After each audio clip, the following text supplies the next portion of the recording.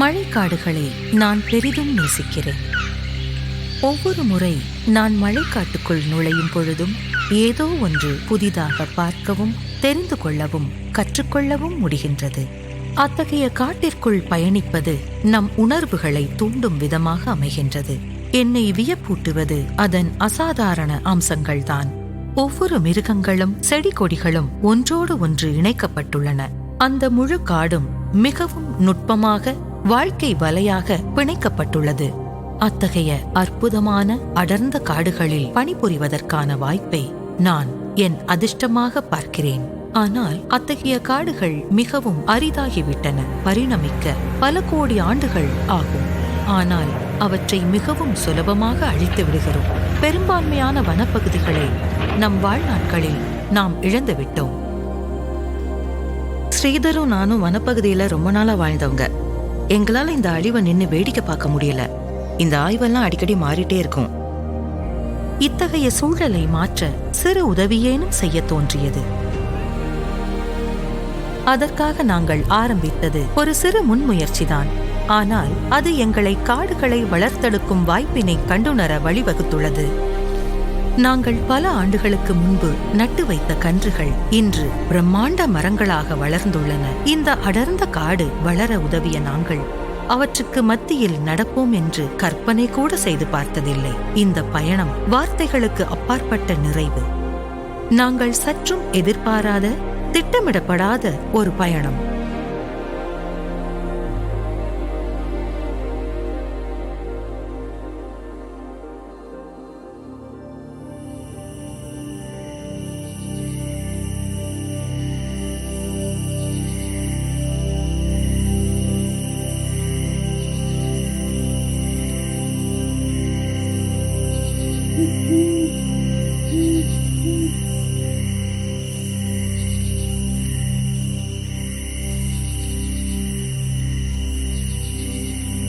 இந்த பயணம் என்னுடைய முனைவர் பட்டப்படிப்பின் போது துவங்கியது.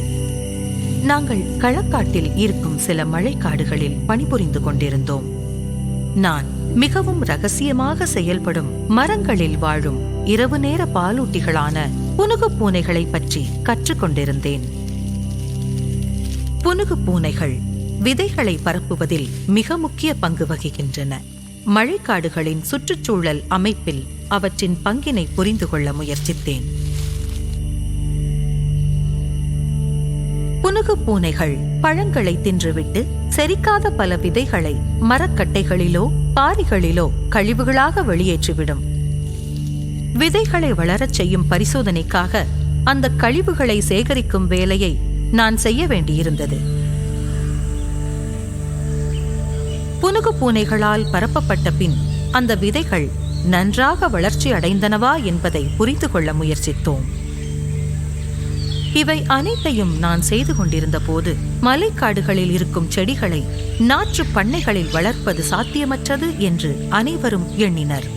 ஆனால் நாங்கள் நட்டு வளர்த்த 80% அதிகமான விதைகள் ஒரு சில வாரங்களில் வளர்ந்ததை பார்த்து வியந்து விட்டேன். மேலும் இந்த பரிசோதனையின் முடிவில் எங்களிடம் 400 மரக்கன்றுகள் இருந்தன.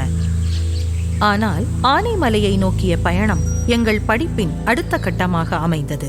எனவே அந்த மரக்கன்றுகளை களக்காட்டில் இருந்த யாருமற்ற கைவிடப்பட்ட ஏலக்காய் தோட்டத்தில் நட்டுவிட்டு செல்ல முடிவெடுத்தோம். அந்த விதைகளையும் கன்றுகளையும் நடுவதில் பெரும் மன நிறைவு இருந்தது. அத்தகைய மன நிறைவு நாம் ஒன்றை வளர்த்தெடுக்க முயலும் போது மட்டுமே கிடைக்கும்.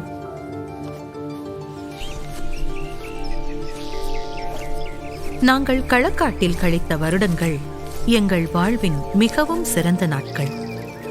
சுற்றுச்சூழல் அமைப்பு எவ்வாறு இயங்கும் என்பதை பற்றியும் முழு மழைக்காடும் எவ்வளவு மென்மையாக ஒன்றோடு ஒன்று இணைக்கப்பட்டுள்ளது என்பதை பற்றியுமான விலைமதிப்பற்ற நுண்ணறிவை எங்களுக்கு அளித்தது. இவற்றில் முதன்மையான ஒன்று புனுகு பூனைகளின் கழிவுகளில் நாங்கள் மேற்கொண்ட பரிசோதனையும் மலைக்காடுகளின் மரக்கன்றுகளை வளர்த்தெடுக்க இயலும் என்ற கண்டுபிடிப்பும் தான். எங்கள் வாழ்க்கையை மாற்றும் இத்தகைய பயணத்தை நாங்கள் கண்டறிவோம் என்பதை நாங்கள் சிறிது கூட உணரவில்லை.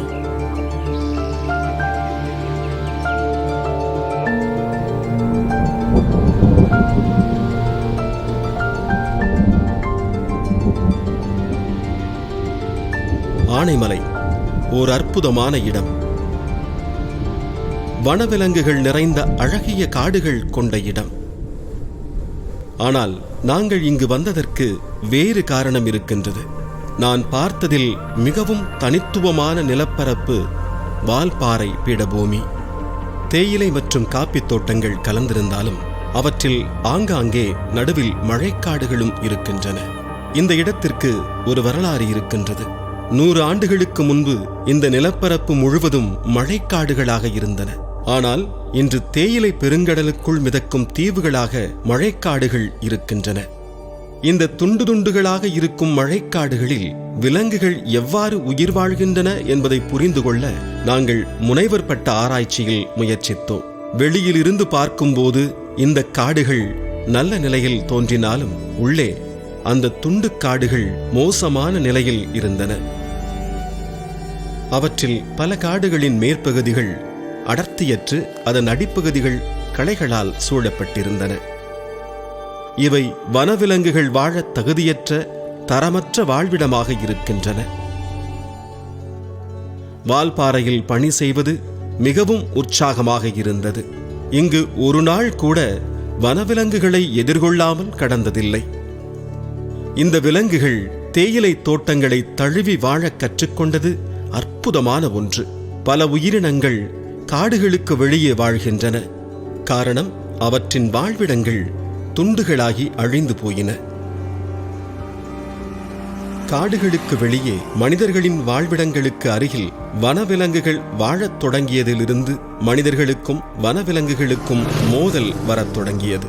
ஓராண்டிற்கு யானைகளால் 3 மனிதர்கள் வரை இறக்கின்றனர். வனவிலங்குகளால் பிற சேதங்களும் நிகழ்கின்றன. வனவிலங்குகளின் வாழ்விட இழப்புகள் காடுகள் பாதுகாப்பில் மிகவும் முதன்மையான பிரச்சனைகளில் ஒன்றாக இருக்கின்றது. எஞ்சிய சிறிய அளவிலானவற்றை பாதுகாப்பது மட்டும் போதுமானதாக இருக்காது. வனப்பகுதியை விரிவுபடுத்தவோ அல்லது குறைந்தபட்சம் உருக்குலைந்த வாழ்விடங்களை சரி செய்யவோ நம்மால் ஏதாவது செய்ய இயலுமா? செய்வதை விட சொல்வது எளிது என்பது நமக்கு தெரியும். ஒரு முதிர்ந்த அடர்ந்த பழுதுபடாத மழைக்காடு பல வருட பரிணாமத்தின் தயாரிப்பாகும். இத்தகைய மிகவும் சிக்கலான ஒன்றை உருவாக்குவது மனித திறனுக்கு அப்பாற்பட்டது என்பதுதான் மிகவும் அயற்சியூட்டும் விஷயம். ஒன்றை அழிப்பது மிகவும் சுலபம், ஆனால் மீண்டும் உருவாக்குவது கிட்டத்தட்ட சாத்தியமற்றது. வால்பாறையில் நாங்கள் கண்டுணர்ந்தது எங்களை குறைந்தபட்சம் இந்த வாழ்விடங்களை மீட்டெடுக்க முயற்சிக்க வேண்டும் என்ற எண்ணத்தை உருவாக்கியது. அது மரங்களை வளர்ப்பது பற்றியது மட்டுமல்ல, இந்த பெரும் அளவிலான திட்டத்தை நிறைவேற்ற பல மக்களுடன் இணைந்து பணியாற்ற வேண்டியிருந்தது. இந்த திட்டத்திற்கு தோட்டங்களின் முழுமையான ஈடுபாடு நீண்ட நாட்களுக்கு தேவைப்பட்டது. காரணம், பல மழைக்காடுகளின் துண்டுகள் அவற்றின் தோட்டங்களுக்குள் இருந்தன. அவர்கள் ஆர்வமாக இருப்பார்களா என்பது கூட எங்களுக்கு தெரியவில்லை. நாங்க இது மாதிரி கிட்டத்தட்ட 18 துண்டு காடுகளை பார்த்திருக்கோம். இன்னும் கொஞ்சம் காடுகளை நாங்க பார்க்க வேண்டியிருக்கு. இந்த ஆய்வுகள் மூலமா நீங்க கணிச்சது என்ன? அந்த ஆய்வுகளோட முடிவு என்னவா இருந்தது? இந்த ஆய்வுகள் அடிக்கடி மாறிட்டே இருக்கும். அதனால சின்ன துண்டு காட்டுல இருந்து பெரிய காடுகள் வர ஆய்வுகள் செஞ்சுட்டே இருக்கும். இந்த ஆய்வுகள்லாம் எத்தனை விலங்குகள் இதை பயன்படுத்துது அப்படிங்கறத தெரிஞ்சுக்கிறதுக்கு ஆதாரமா இருந்துச்சு. ஒரு சில துண்டு காடுகள் ரொம்ப மோசமான நிலையில இருக்கு. அப்போ நம்மளால ஏதாவது செய்ய முடியுமா? எனக்கு தெரிந்த வரைக்கும் இந்த மரங்களை திரும்ப வளர வைக்கிறதும் இந்த மலைக்காட்டை மீட்டெடுக்கிறதும் ரொம்ப கஷ்டமான ஒரு விஷயம். நாங்கள் களக்காட்டில் வேலை செஞ்சுட்டு இருந்தப்போ பூர்வீக மலைக்காட்டு மரங்களை வளர்க்க முடியும் அப்படிங்கிறத நாங்கள் தெரிஞ்சுக்கிட்டோம். திவ்யாவால் பல மரங்களை புணுகு பூனைகள்லேருந்து வளர்க்க முடிஞ்சு, காடுகள்லேருந்து நாங்கள் சேகரித்த விதைகள் மூலமாக அதை வளர்க்க முடிஞ்சு. அதனால் எங்கள்கிட்ட பல வகையான நாற்றுகள்லாம் இருந்துச்சு. அது எங்களையே ஆச்சரியப்படுத்துச்சு. அப்படின்னா இந்த துண்டு காடுகளை மீட்டெடுக்கிறதுக்கு நிச்சயம் வாய்ப்பு இருக்கு. அப்ப நம்ம இது மாதிரி ஒண்ணுல இருந்து ஆரம்பிக்கலாம், சீக்கிரமாவே ஆரம்பிக்கலாம். அப்போ ஒரு நாள் இங்கே ஹார்ன்பில்ஸ் வந்து கூடு கட்டி தங்கும்னு நினைக்கிறேன். ஆமா, நடக்க வாய்ப்பு இருக்கு.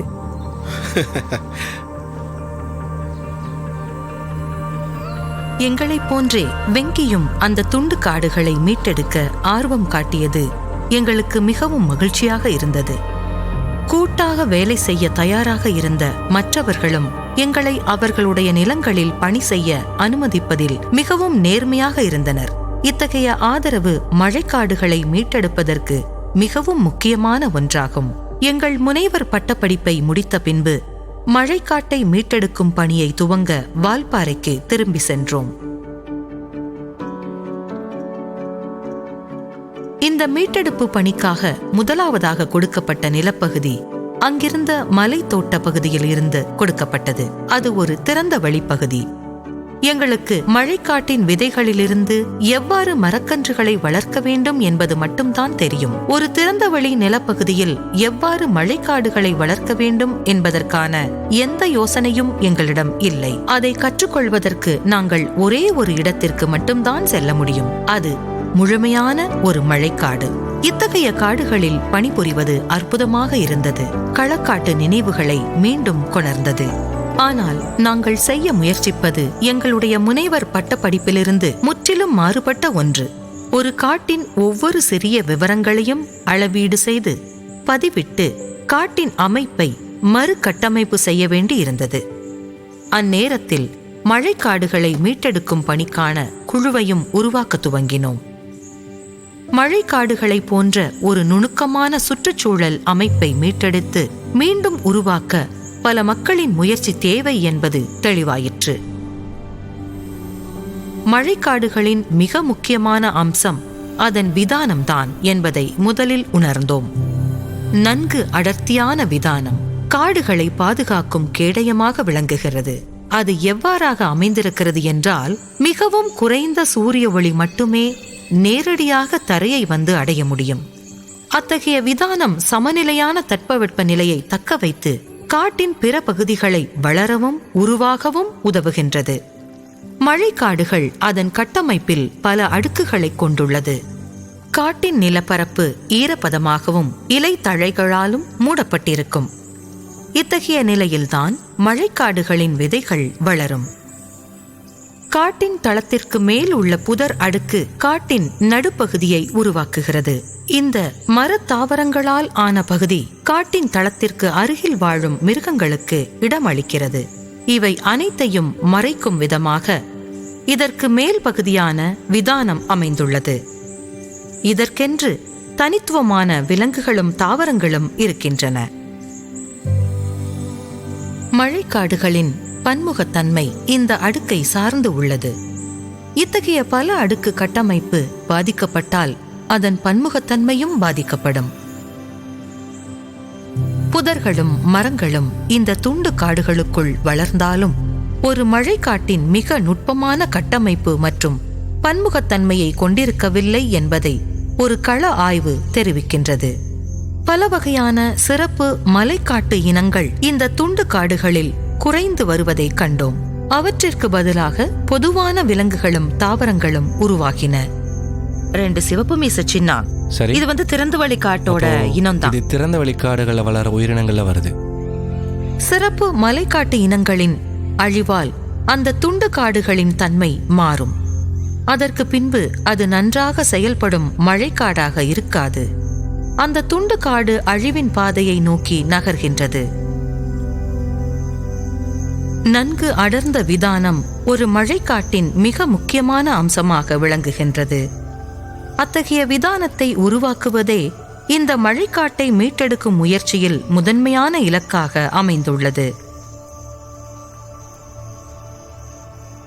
அந்த விதானத்தை உருவாக்கும் கலைஞர்கள் சில அற்புதமான மரங்கள். அவையே ஒரு மழைக்காட்டின் வாழ்க்கை தூண்களாக அமைகின்றன.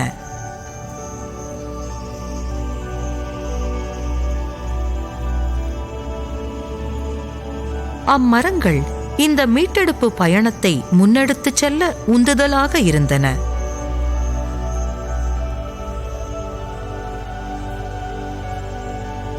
அவற்றுள் அத்தி மரங்கள் என் தனிப்பட்ட விருப்பமாக அமைந்தன. அவையே ஒரு காட்டில் உள்ள பல்பொருள் அங்காடிகள். அவை பல மிருகங்களுக்கும் பறவைகளுக்கும் உணவளிக்கின்றன. குறிப்பாக இருவாச்சிகள். மலை இருவாச்சிகள் ஒரு மழைக்காட்டின் தரத்தை காட்டும் சிறந்த குறிகாட்டிகள். என் கனவு என்னவென்றால், ஒரு நாள் ஒரு துண்டு காட்டினை மீட்டெடுத்து அதனை மலை இருவாட்சிகள் பயன்படுத்தும் அளவிற்கு நல்ல தரத்துடன் உருவாக்க வேண்டும் என்பதுதான். இது எங்களுடைய மறுசீரமைப்பு பணி வெற்றி அடைவதற்கான அடையாளமாக இருக்கும். இயற்கை உலகில் இருவாட்சிகள் விதைகளை பரப்புவதில் மிகவும் சிறந்தவையாகும். மறுசீரமைப்பு பணிக்கான விதைகளை கண்டறியும் சவாலை எதிர்கொள்ள அவற்றின் சேவைகளை பயன்படுத்திக் கொள்ளலாம். மழைக்காட்டின் மர விதைகள் ஒரு முதிர்ந்த விதானம் கொண்ட மரமாக வளர பல சவால்களை எதிர்கொள்ள வேண்டியுள்ளது. காட்டின் நிலப்பரப்பில் விழும் ஒவ்வொரு விதையும் நமது மீள் உருவாக்க பணியில் மிகவும் விலைமதிப்பற்ற ஒன்றாகும். காட்டை மீட்டெடுக்கும் பணியில் விதைகளை சேகரிப்பது தேவையான ஒன்றாக இருந்தாலும் அதனை காட்டிற்குள் செய்வது இயலாத ஒன்றாகும். அதற்கு வேறு வழி கண்டறிய வேண்டியிருந்தது. சாலை ஓரங்களிலும் காட்டின் ஓரங்களிலும் விதைகளை சேகரிக்கலாம் என்பதை நாங்கள் உணர்ந்தோம். எவ்வாறாயினும் அந்த விதைகளுக்கு உயிர் வாழும் வாய்ப்பு மிகவும் குறைவாகவே இருந்தது. ஒரு முதிர்ந்த காட்டிற்கு இணையாக நம் மீட்டெடுப்பு பணிக்கு தேவையான பன்முகத்தன்மை கொண்ட விதைகள் எங்களுக்கு கிடைத்தன.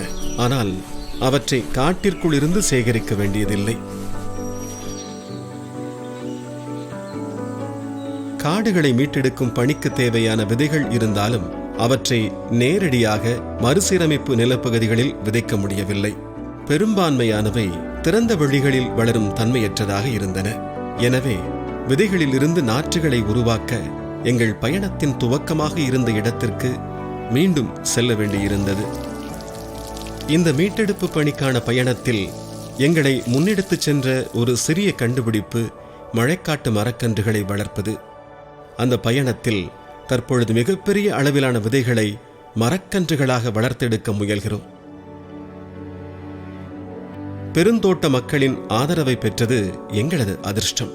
காரணம், அவர்கள் தோட்டக்காரர்களாக இருந்ததனால் மரக்கன்றுகளை வளர்த்தெடுக்க தேவையான கட்டமைப்பு அவர்களிடம் ஏற்கனவே இருந்தது. அவற்றை பயன்படுத்திக் கொள்ள பெருந்தன்மையாக அனுமதித்தனர். அங்கிருந்த உள்ளூர் மக்கள் அந்த தாவரங்களை கையாள்வதில் மிகுந்த அறிவுடையவர்களாகவும் அர்ப்பணிப்புள்ளவர்களாகவும் இருந்தனர். அவர்களுடைய நுண்ணறிவும் நிலையான பராமரிப்பும் மிக அதிக அளவிலான மரக்கன்றுகளை உருவாக்கவும் அவற்றை உள்ளூர் மக்களிடம் விநியோகிப்பதற்கும் போதுமானதாக இருந்தன. எதிர்கால மழைக்காட்டை உருவாக்க தேவையான 150க்கும் அதிகமான பூர்வீக இன தாவரங்களை கொண்டு அந்த நாற்றுப்பண்ணை ஒரு விலைமதிப்பற்ற களஞ்சியமாக மாறியது. ஒவ்வொரு மறுசீரமைப்பு பணியிடமும் அதற்கென தனித்துவமான தன்மைகளை கொண்டிருந்தது. ஒவ்வொரு பணியிடத்தின் உயரம், சாய்வுத்தன்மை, பிற அளவுகள் ஆகியவற்றின் அடிப்படையில் சரியான தாவர இனங்களை தேர்ந்தெடுக்க வேண்டியிருந்தது. இந்த திறந்த வெளி நிலப்பரப்பு ரொம்ப கடினமா இருக்கும். எங்க மரக்கன்றுக இங்க சரியா வளராதுன்னு நினைக்கிறேன். பெரும்பான்மையான மழைக்காட்டு தாவர வகைகள் நிழல் விரும்பிகள். திறந்தவெளி நிலப்பரப்பில் மரக்கன்றுகளை நட்டு வைத்தால் சூரிய ஒளியால் அவற்றின் வாழ்வு பாதிக்கலாம். மரக்கன்றுகளை நட்டு வைக்கிறப்போ அதுக்கு துணையா இருக்கிறதுல வெட்டாம இருக்கிறத உறுதி செய்யணும்.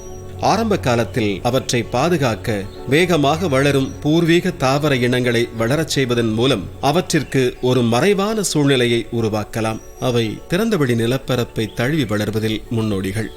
அந்த வகையான தாவர இனங்கள் நிறைய இருக்குன்னு நினைக்கிறேன். ஆக்டனோடேஃப்னே அப்புறம் இந்த ஓலியா, இந்த 2 வகைகளும் நமக்கு உதவலான்னு நினைக்கிறேன். ஒரு அடர்ந்த முழுமையான மழைக்காட்டில் பணி செய்ததன் மூலம் பெற்ற அறிவு எங்களது மீட்டெடுப்பு பணியில் விலைமதிப்பற்ற ஒன்றாக அமைந்தது. திறந்தவெளி நிலப்பரப்பில் மட்டுமல்லாது பல அழிந்து போன துண்டு காடுகளை மறுசீரமைப்பு செய்ய அம்மரக்கன்றுகளை நட்டு வளர்த்தோம். பருவமழை காலம் எங்களது நடவு பணிக்கான உச்சகட்ட காலமாக அமைந்தது.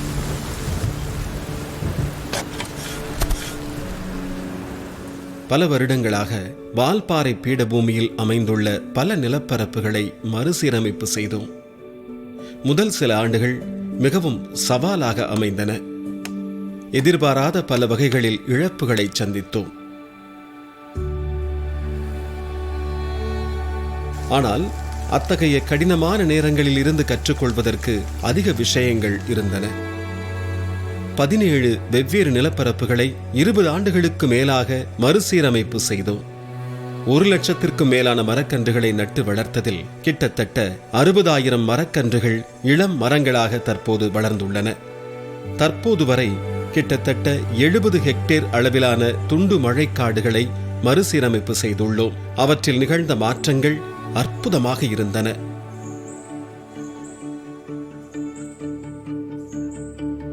அந்த துண்டுக்காடுகளில் இருந்த அடர்த்தியற்ற விதானம் வெகுவாக மேம்பட்டுள்ளது. அந்த விதானத்தின் மறைப்புத்தன்மை 20% 60% உயர்ந்துள்ளது. அதாவது அந்த துண்டு காடுகளுக்குள் இருக்கும் நுண்கால நிலை அதிக ஈரப்பதத்துடனும் குளிர்ச்சியுடனும் சமநிலைக்கு வந்துள்ளது. அதாவது ஒரு மழைக்காட்டிற்கு நிகரானதாக உள்ளது. அங்குள்ள மரங்களின் அடர்த்தியும் குறிப்பிடத்தக்க வகையில் உயர்ந்துள்ளது. துண்டுக்காடுகள் விரிவடைந்து அடர்த்தியாகிக் கொண்டிருக்கின்றன. மறுசீரமைப்பு பணிகளுக்கு பிறகு வளர்ந்த பல மழைக்காட்டு மர இனங்களால் ஒட்டுமொத்த தாவர இனங்களின் செழுமையும் உயர்ந்துள்ளது. உயர்ந்து வரும் பன்முகத்தன்மை காடுகள் மீட்சி அடைவதற்கான நல்ல அறிகுறியாகும். மறுசீரமைப்பு நிலங்களில் இன்னும் அதிகமாக வளர்வதை காண முடிகிறது. இந்த மர இனங்கள் தாமாகவே வளர்ந்தன, நாங்கள் நட்டு வளர்த்தவை அல்ல. இது இயற்கையான மீள் உருவாக்கம் துவங்கியதற்கான அறிகுறியாகும். இது ஸ்டான்மோர் துண்டுக்காட்டிலிருந்து எங்களுக்கு துவங்கியது.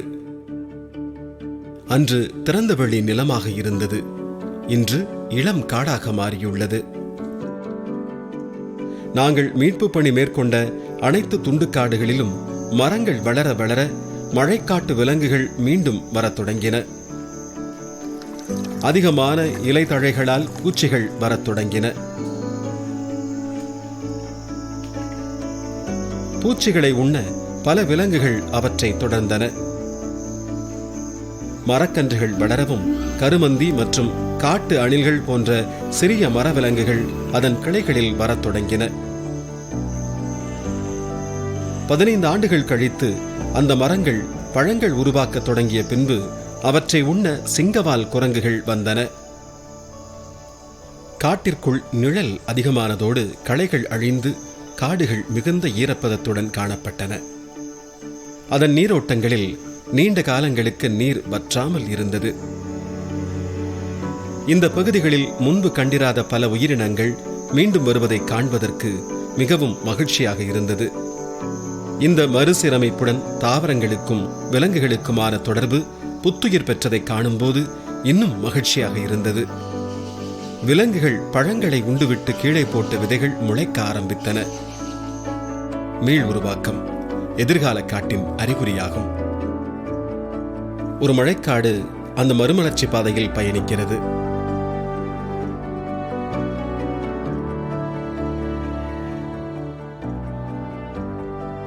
யூகலிப்டஸ் அல்லது தேக்கு மரங்களை போன்ற ஒரே இன மரங்களை ஒரு பெருந்தோட்டத்தில் வளர்ப்பதை விட காடுகளை வளர்ப்பது சிறந்ததா என்ற கேள்வியை எங்களிடம் அடிக்கடி கேட்பதுண்டு.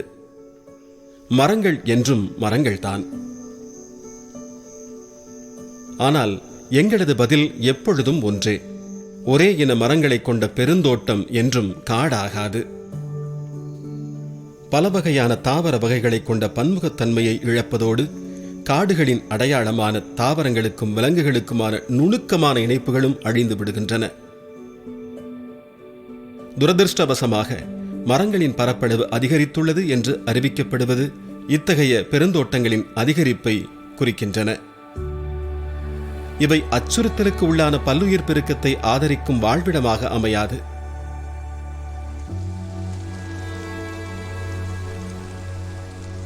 மற்றொரு உலகளாவிய பிரச்சினை இன்றைய காலநிலை மாற்றம்.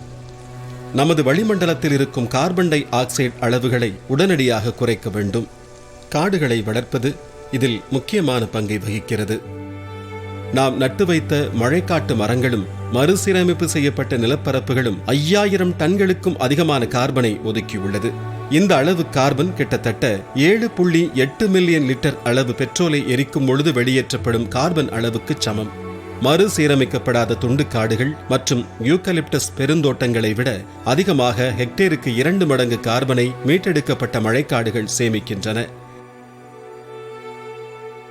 விஞ்ஞானிகளாக நாங்கள் அதிகம் வனப்பகுதிகளை பாதுகாப்பதன் அவசியத்தை நியாயப்படுத்த அழைக்கப்படுகிறோம். எங்கள் விஷயத்தில் காடுகளை மீட்டெடுக்க வேண்டியதாக அமைந்துள்ளது. பல வருடங்களாக ஆனைமலையில் பணியாற்றியதால் காடுகளை வளர்ப்பதில் முக்கியமான பலன்களை கூர்நோக்கவும் மீட்டெடுக்கவும் அளவிடுவதற்குமான வாய்ப்பு எங்களுக்கு கிடைத்தது. காடுகளின் மிக உறுதியான நன்மைகளை விளக்குவது பெரிய சவாலாக இருக்கிறது. ஆனால் முன்பை விட இன்று சுற்றுச்சூழலுக்கு முன்னுரிமை கொடுத்து அதனை பாதுகாக்க செயல்பட வேண்டிய கட்டத்தில் இருக்கின்றோம்.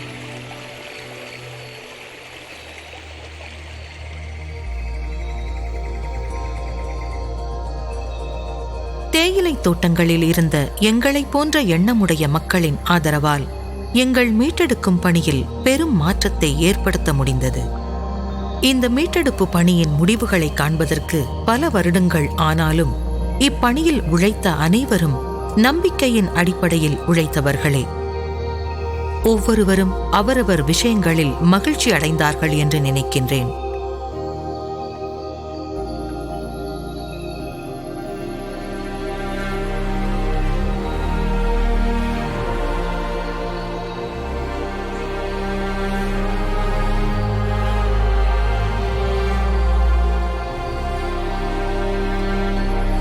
வெங்கியின் நிலையான ஆதரவே எங்கள் வெற்றியின் அடித்தளமாகும்.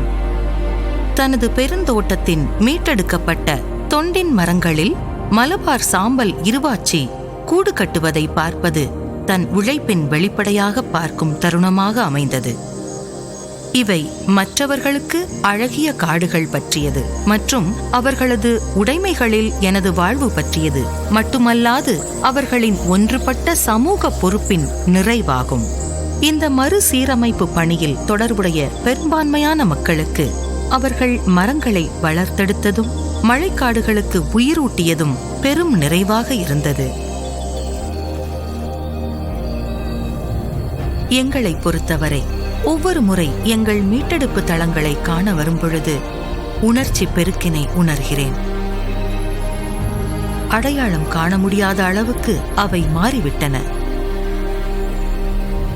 அவை ஒரு முழுமையான மழைக்காடு போன்றே தோன்றுகின்றன. நாங்கள் நட்டு வளர்த்த சில மரங்கள் மிகவும் உயரமாக வளர்ந்து கனி கொடுக்க ஆரம்பித்து விட்டன. அவற்றை பல விலங்குகள் பயன்படுத்துகின்றன.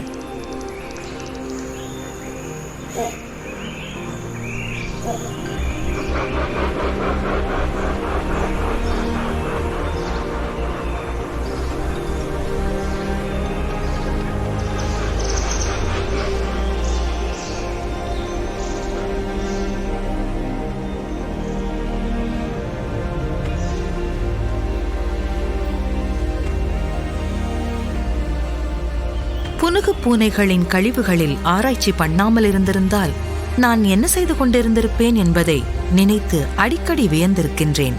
மழைக்காட்டு மரங்களை வளர்க்க முடியும் என்பதை கண்டுபிடிக்காமல் இருந்திருந்தால் நீரூற்றுகளை பற்றி படிக்க கனவு கண்டுள்ளேன். ஆனால் இன்று அதே அளவு இணைப்பு அந்த நீரூற்றுகள் உணவு அருந்தவரும் மரங்களோடு ஏற்பட்டுள்ளது. நடவு செய்யும் காலமான ஒவ்வொரு பருவமழை காலங்களிலும் என் விழிப்பில் வருவது